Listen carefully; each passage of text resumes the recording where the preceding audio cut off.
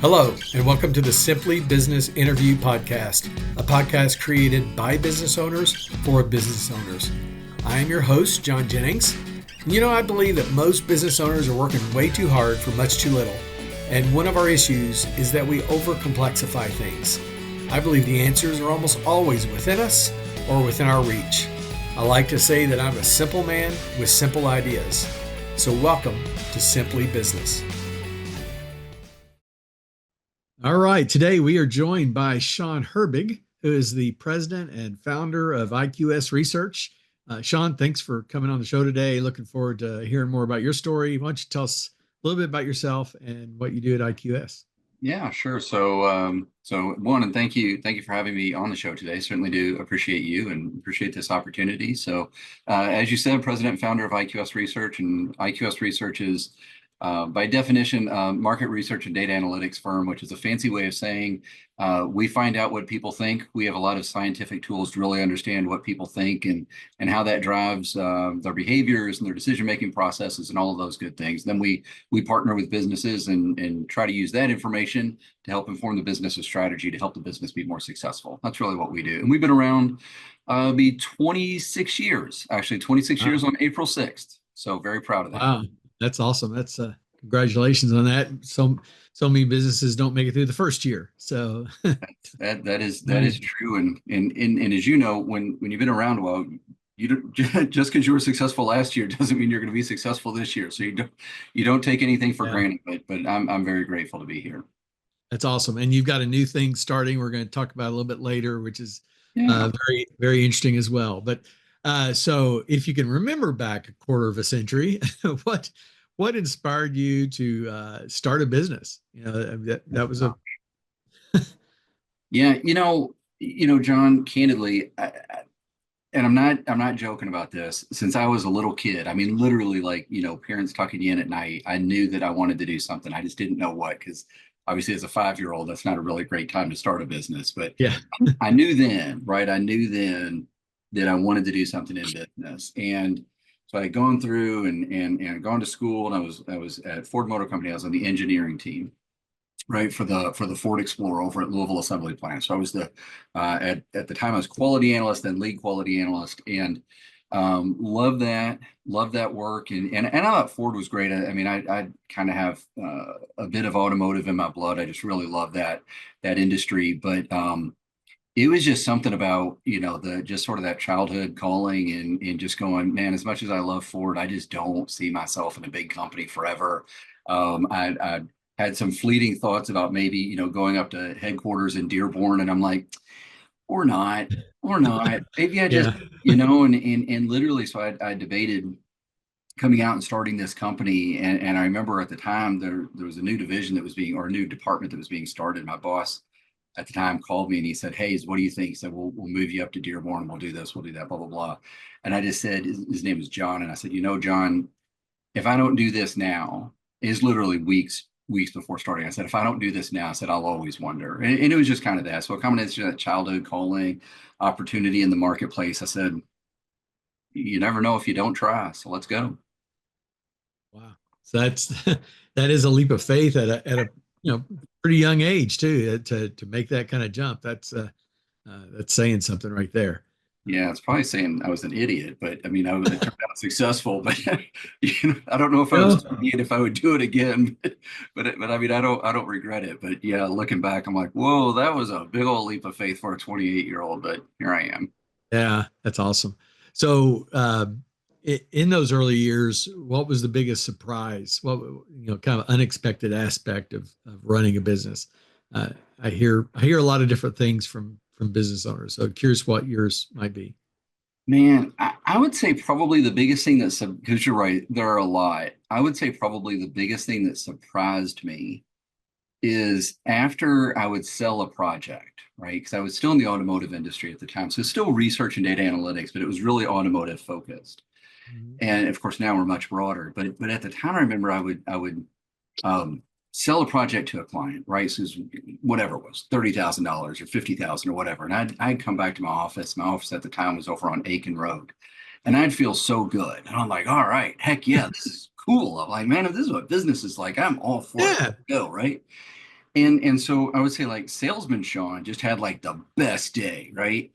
And then it hit me. I'm like, wait a minute, production worker Sean, he just got handed this big assignment and he needs Yeah. to like chill out a little bit. And like salesperson Sean just needs to like shut up and get out of the way because he's just getting in our way. And production worker Sean has got like a whole bunch of work to do.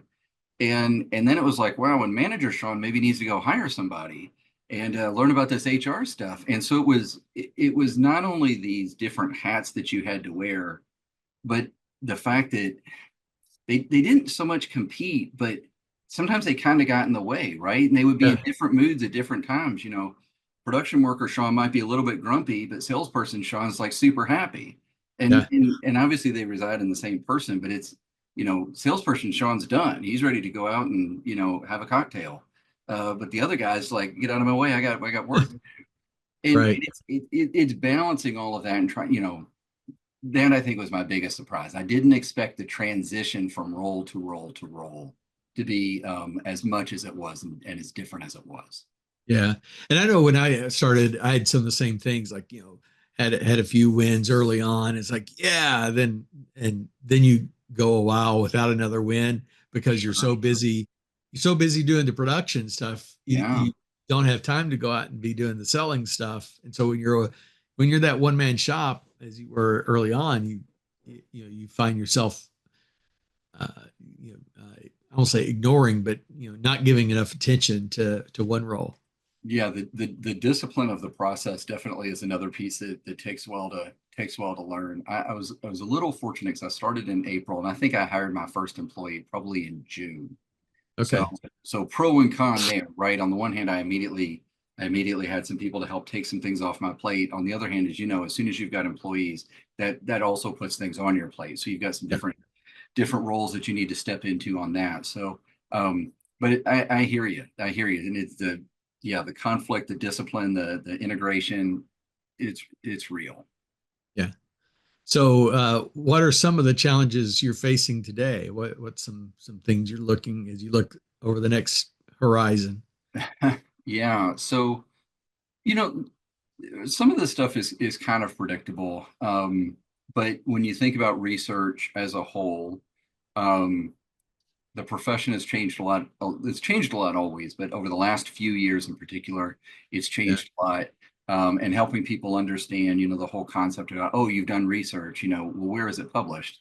When you see people say that like on Facebook or something like that, and it's like, okay, well, we do a ton of research and we only have a handful of published articles, but we've got them. And it's like, okay, so knock that off, So this idea of sort of the trust of research and the recognition of absolute truth, so those pieces are real, and those pieces have changed and made the way we approach working with the team here, the employees, the way we work with the clients. It even the way we work with the public, right? It's really sort of changed those dynamics, and so that's a big thing that we're sort of continuing. That landscape is very much continuing to evolve.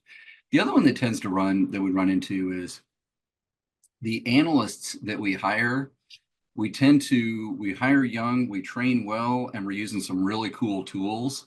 So every recruiter has these guys in their crosshairs. I'm like, come on, leave them Yeah. alone, man.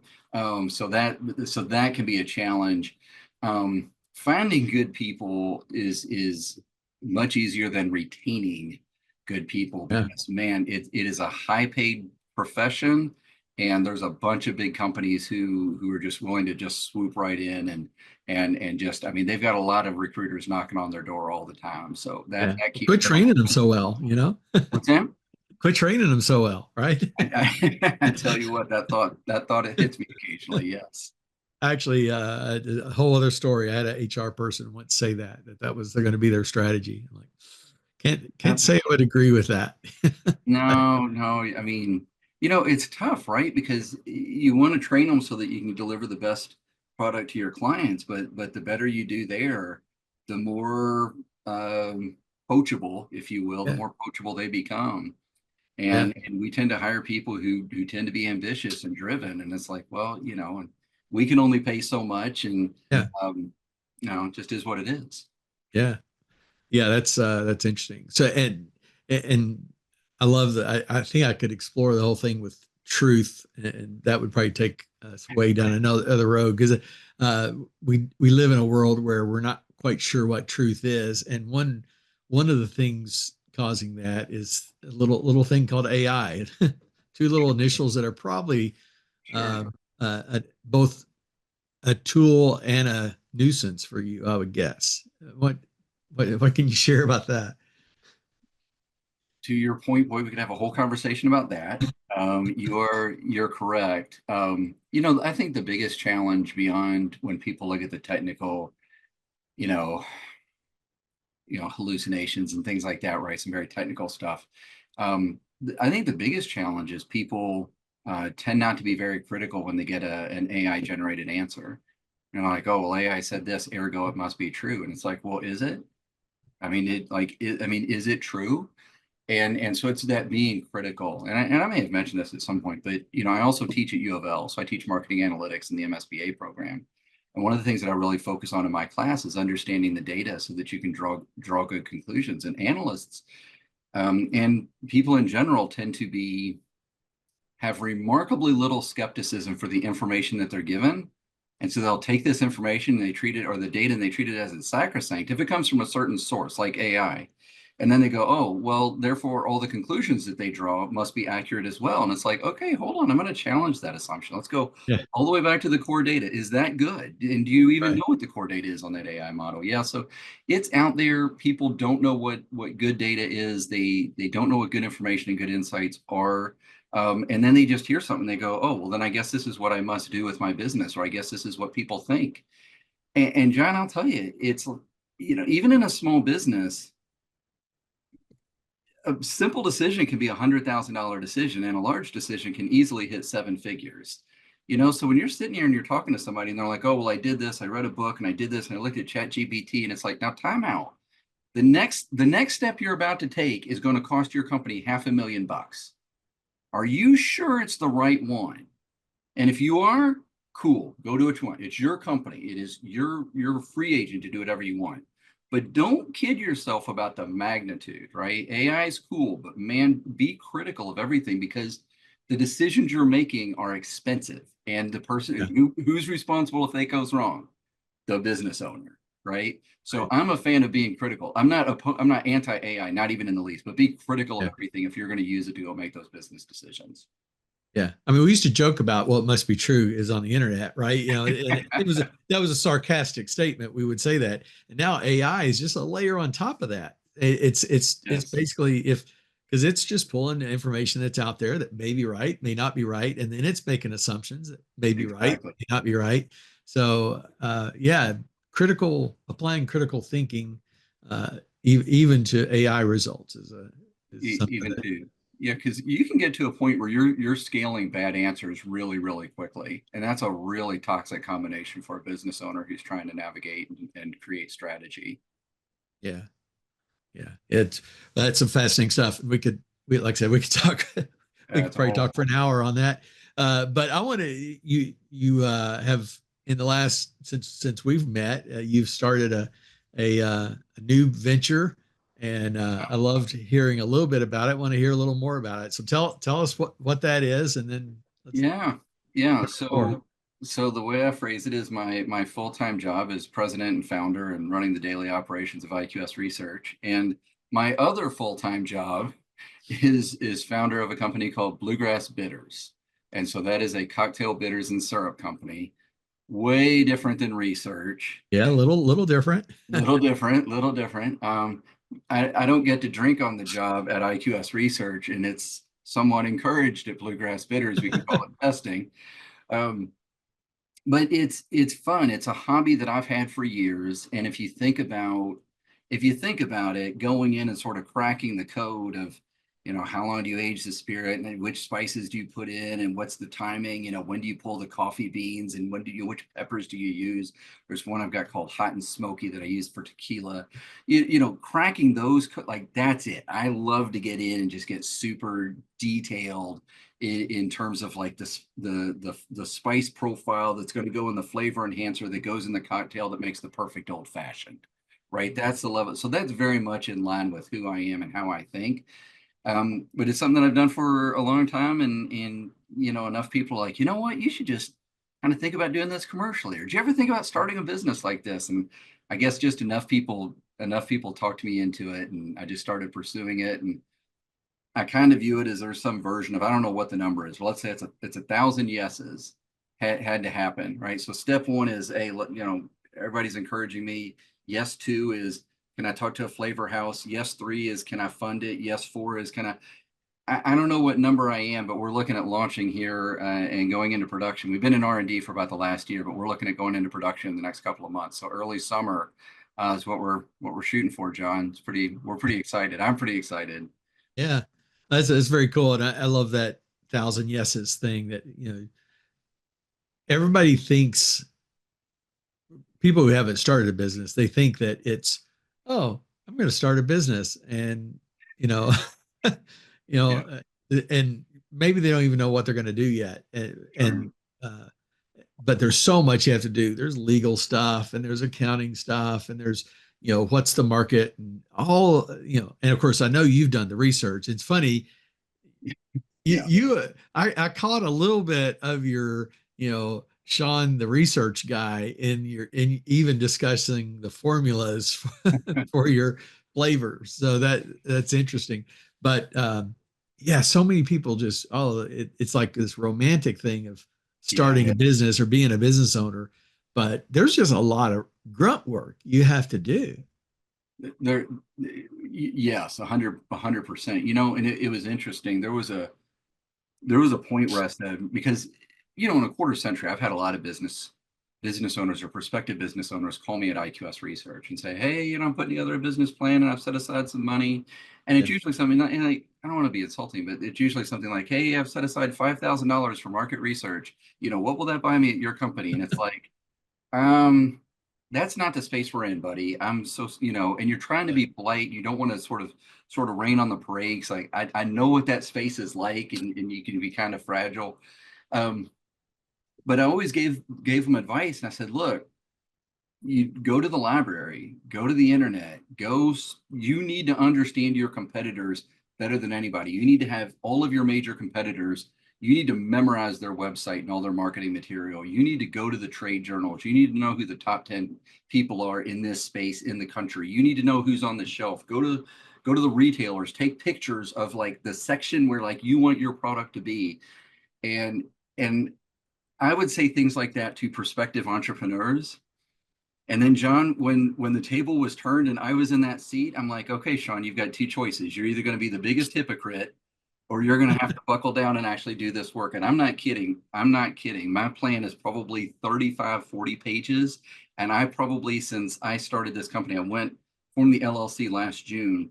I've probably updated that business plan / marketing plan. I've probably updated it 6 times, because I'll learn some more about the competitors, or something will shift around the holidays, or I'll see what's going on with dry January. And I'm like, ooh, I didn't put dry January in there. Okay, here's 2 or 3 pages on dry January. Oh, here's what they did around the holidays. Oh, okay, I'm going to really pay attention to my prospective competitors and it.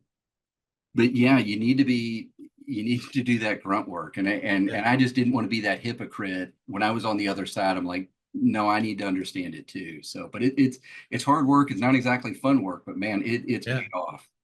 Yeah. Yeah. Well, yeah, that's awesome. Yeah. I know when I started my business, it was, well, how many coaches are there out there? And I was looking around and I found a few, and I knew a couple of them, and I went, okay, there's a few.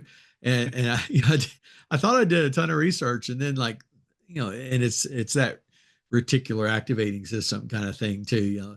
Once you pull the trigger, then suddenly there were 72 coaches, Right. I'm like, oh, I've got to really work to differentiate myself even more than I realized, and I feel like I've done a pretty good job at it 7 years in. So I'm not to 25, nor will I probably get there. But but yeah, it took some time to really recognize. But what made me different. You know what you said, John, and I want to kind of go back there. I don't want to be cognizant of who's interviewing whom, but I want to turn the table. No, this is great. I want to turn the tables just a little bit, because one of the things you said, and I thought it was so fascinating, is when you were out there and you because you're a smart guy. I know you, right? I'm not just saying that to Yeah. be flattering.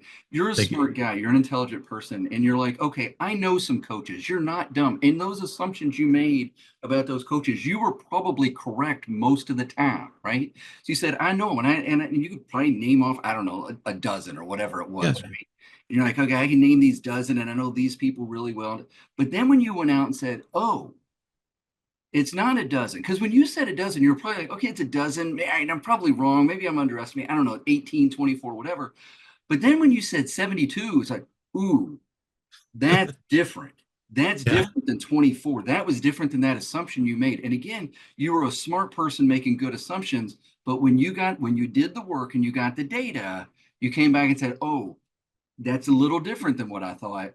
And it Yeah. framed your thinking and you acted a little differently. You said, okay, because you were going to differentiate yourself anyway. But now, Yeah. ooh, differentiating yourself in a pond of 24 is one strategy. Differentiating yourself in a pond of 72, that's a different strategy. So it pushed you to be better. And that's what I love about data. When you've got, and sometimes it just confirms it. Sometimes you go, okay, it's 24. I thought it was 24. Nailed it. Go me. And you just go on, you just react. But now you've got it confirmed. But when you found out it was 72, said, ah, I'm different now. That's Yeah. what I love about that. That's beautiful. I'm so glad you said that. Well, and I'm glad I love it when these things don't go by the script. And we don't have a script. You asked me at the beginning, do we have a script? No, we don't have a script. Perfect. There's a Perfect. couple of questions I always ask, and then it just goes. Love it. You know, your passion for research came out there, which is cool. You know, that, you know, use that as you take that little snippet, use it as a promo, you know. There you go. I You know, love it. that's something that you should hang on to. Well, best of luck on the bitters thing.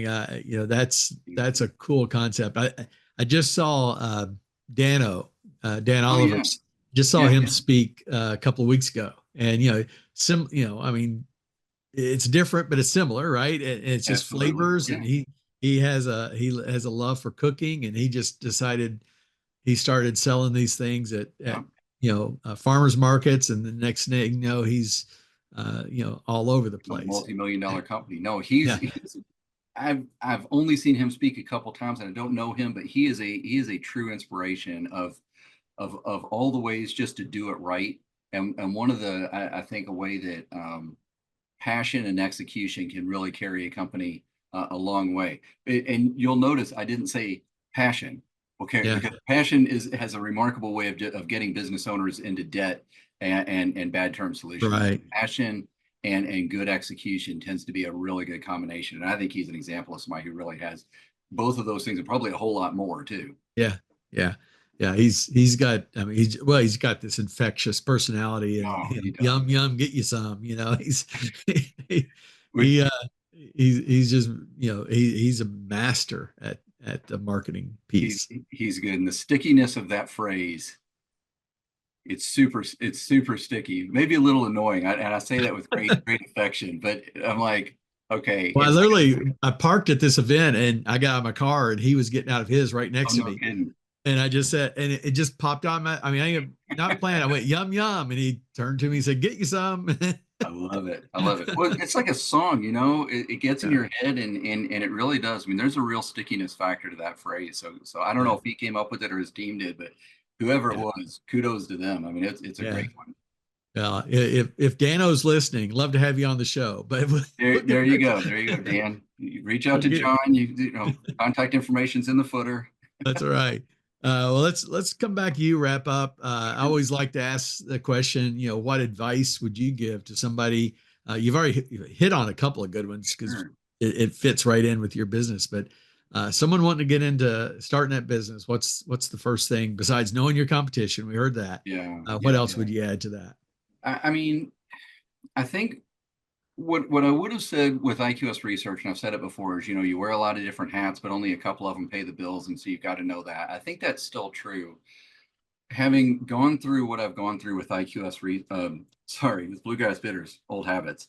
What I've gone through in terms of starting up Bluegrass Bitters is, I would say, it's details, details, details.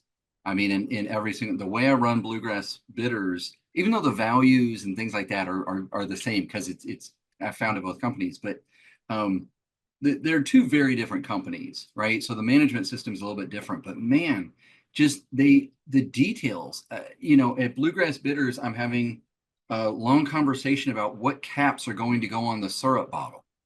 I mean, seriously. Yeah. And can you use the same shrink wrap for the bitters bottle as we use for the syrup bottle? Fun fact, yes. Turns out you can. Anyway, so you're looking at things like, but you can't skip the detail of a little shrink wrap band, and you can't skip the detail of, well, which liner do you need if it's a metal cap versus if it's a plastic cap? Because if you skip it, then all of a sudden they leak. And yes, you have to think about the ingredients, and they have to be great and they have to taste great, but then they also have to have great shelf life, and they can't be cloudy. And I mean, the details everywhere. We made a quick story.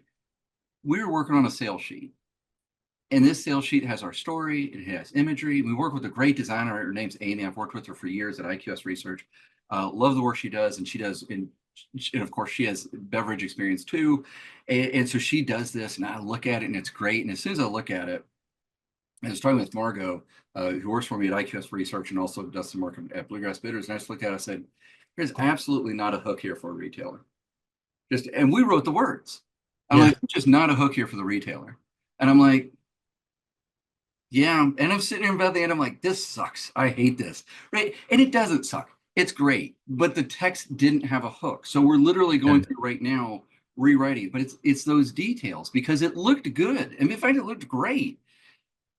But the goal isn't to create a great looking document. The goal is to create a document that a retailer looks at and goes, holy crap, I want that product in my store. Yeah. And it hadn't met that standard yet. So it's the details on every single thing that you do.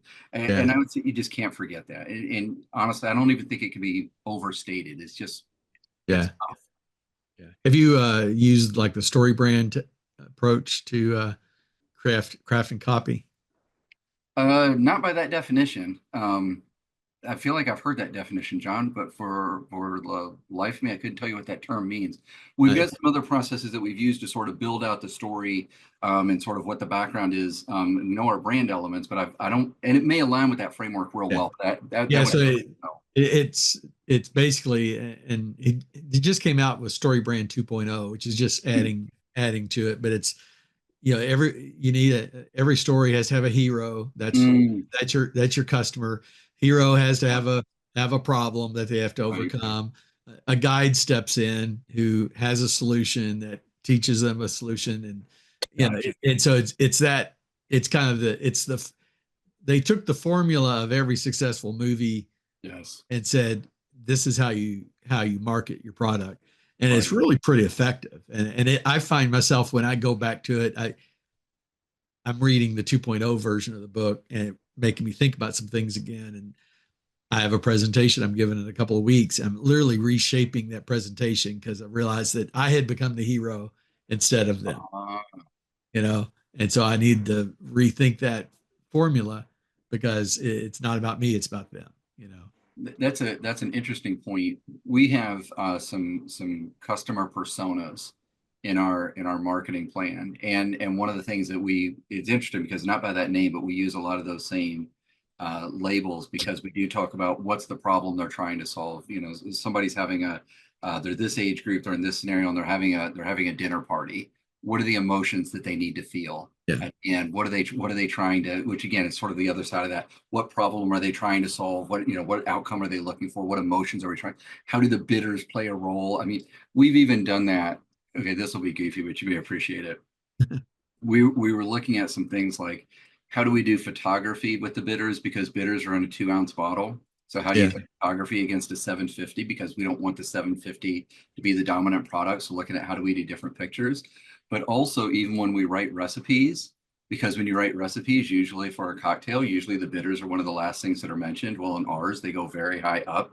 And even when I'm doing a demo, I will put the bitters. It'll be the first thing. If I'm building it in a glass, it'll be the first thing that I put in a glass. And I'll get this whole thing about, now this glass is happy. This glass is excited. This glass was bored before because it's had all these lousy cocktails in it, but now it knows something special is about to happen.